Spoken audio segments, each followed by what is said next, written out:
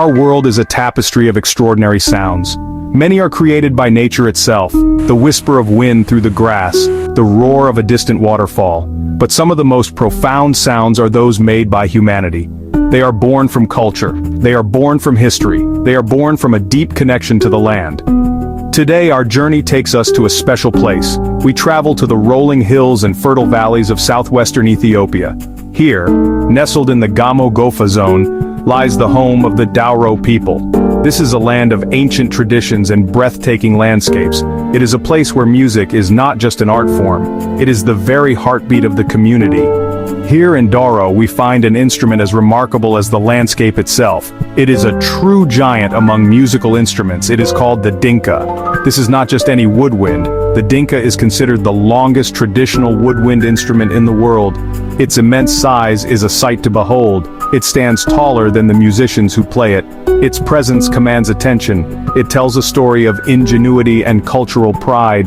To understand the Dinka is to understand the soul of the Dawro people.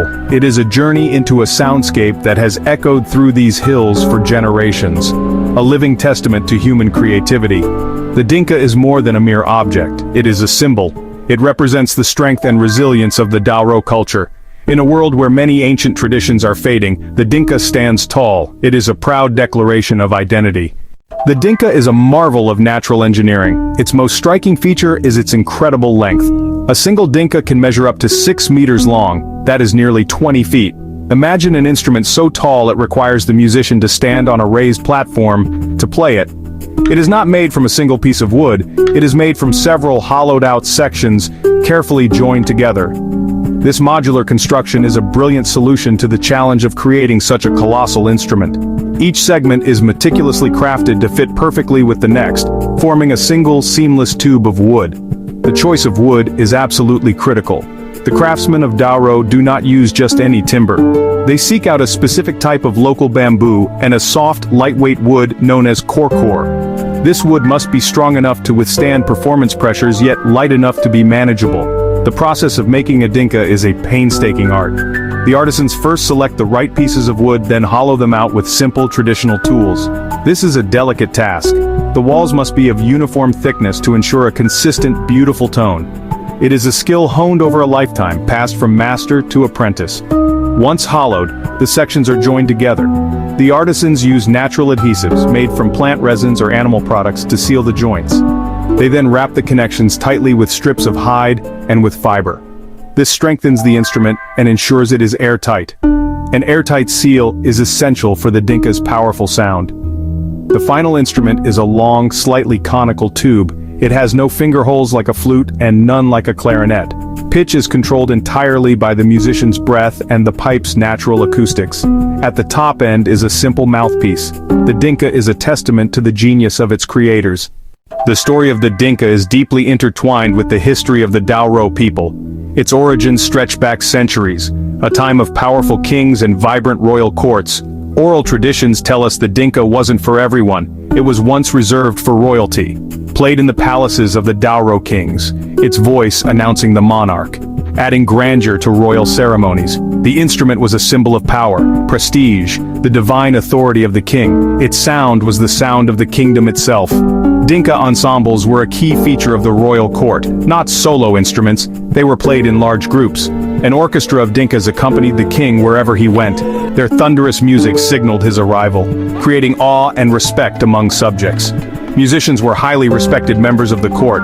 They held privileged positions. Their skill served the kingdom.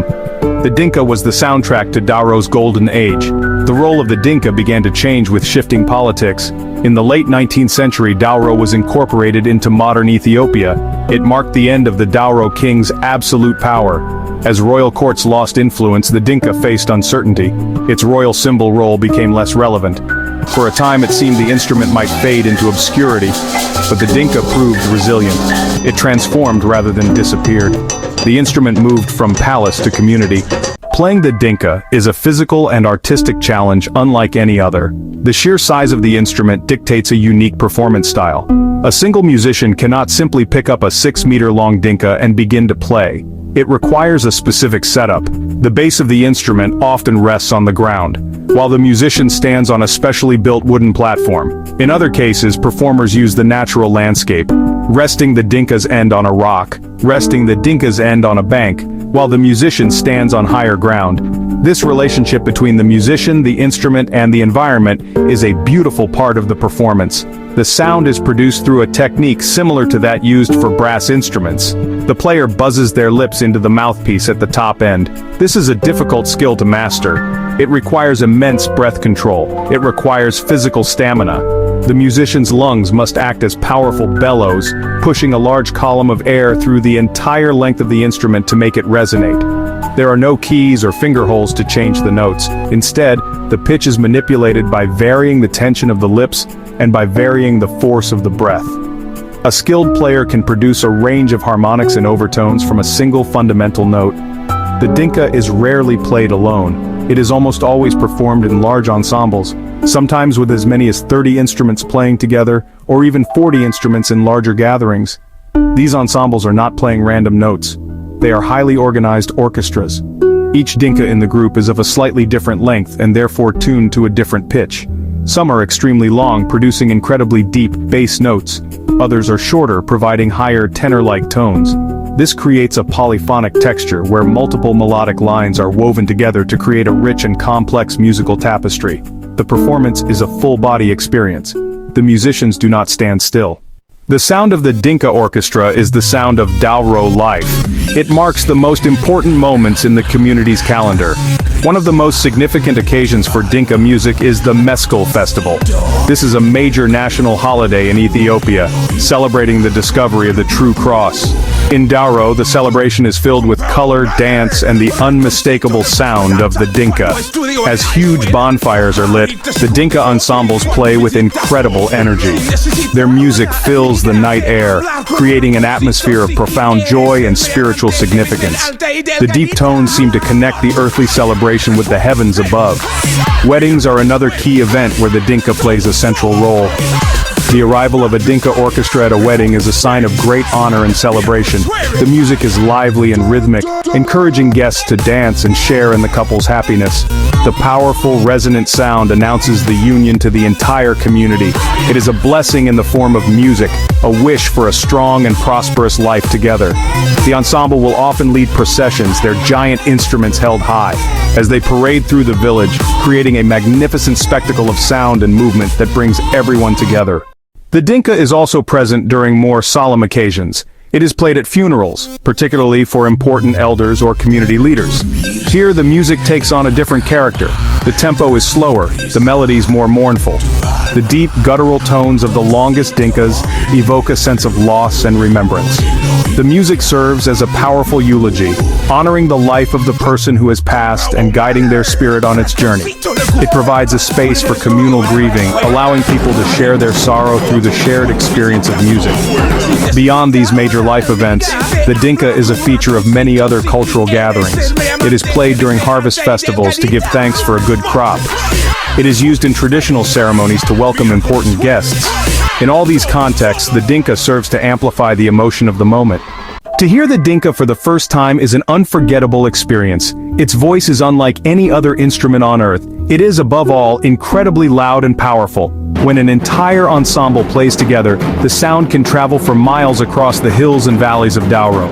It is a sound that does not ask for attention, it commands it. This is not a subtle indoor instrument, designed to be heard outdoors, to rise above the noise of a large crowd, to fill the vast open spaces of the Ethiopian landscape. Its volume is a key part of its character, a declaration of its presence. The sound is also incredibly deep and resonant. The longest Dinkas, those stretching to 6 meters, produce notes that are almost felt as much as they are heard. They create a low, vibrating drone that seems to come from the very ground beneath your feet. Primal, earthy sound, reminiscent of a distant thunderstorm or the low rumble of the earth. This deep register gives the music its gravitas and its profound, almost spiritual quality. It anchors the entire ensemble, providing a rich sonic floor upon which the other melodies are built.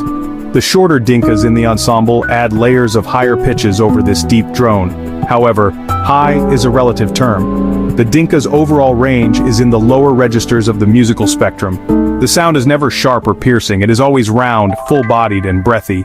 You can hear the air moving through the long wooden tubes. This breathiness gives the music a very human, organic quality.